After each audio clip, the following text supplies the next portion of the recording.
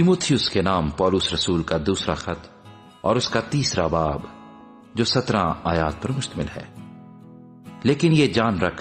कि अखीर जमाने में बुरे दिन आएंगे, क्योंकि आदमी खुदगर्ज, जरदोस्त, शैखीबाज, मगरूर, बदगो, माँ बाप के नाफरमान, नाशुक्र,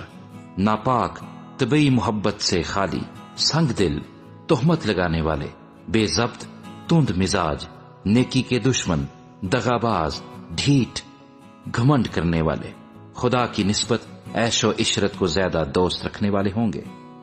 वो दीनदारी की वजाहत तो रखेंगे मगर उसके असर को कबूल ना करेंगे। ऐसों से भी किनारा करना। इन्हीं में से वो लोग हैं जो घरों में दबे पांव घुस आते हैं और उन छछोरी औरतों को काबू में कर लेते हैं जो गुनाहों में दबी हुई हैं और तरह तरह की ख्वाहिशों के बस में हैं, और हमेशा तालीम पाती रहती हैं मगर हक की पहचान तक कभी नहीं पहुंचती। और जिस तरह के यिनियुस और यम्ब्रीस ने मूसा की मुखालफत की थी, उसी तरह ये लोग भी हक की मुखालफत करते हैं। ये ऐसे आदमी हैं जिनकी अक्ल बिगड़ी हुई है और वो ईमान के एतबार से नामकबूल हैं, मगर इससे ज्यादा न बढ़ सकेंगे, इस वास्ते कि इनकी नादानी सब आदमियों पर जाहिर हो जाएगी जैसे उनकी भी हो गई थी। लेकिन तूने तालीम, चाल चलन, इरादा, ईमान, तहम्मुल, मुहब्बत, सब्र, सताए जाने और दुख उठाने में मेरी पैरवी की, यानी ऐसे दुखों में जो इंताकिया और उकनियुम और लुस्रा में मुझ पर पड़े,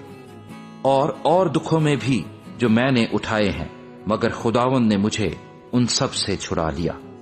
बल्कि जितने मसीह यीशु में दीनदारी के साथ जिंदगी गुजारना चाहते हैं वो सब सताए जाएंगे। और बुरे और धोखेबाज आदमी फरेब देते और फरेब खाते हुए बिगड़ते चले जाएंगे, मगर तू उन बातों पर जो तूने सीखी थी और जिनका यकीन तुझे दिलाया गया था, ये जानकर कायम रह कि तूने उन्हें किन लोगों से सीखा था, और तू बचपन से उन पाक नविश्तों से वाकिफ है जो तुझे मसीह यीशु पर ईमान लाने से निजात हासिल करने के लिए दानाई बख्श सकते हैं। हर एक सहीफा जो खुदा के इल्हाम से है, तालीम और इल्जाम और इस्लाह और रास्तबाजी में तरबियत करने के लिए फायदा मंद भी है, ताकि मर्द खुदा कामिल बने और हर एक नेक काम करने के लिए बिल्कुल तैयार हो जाए।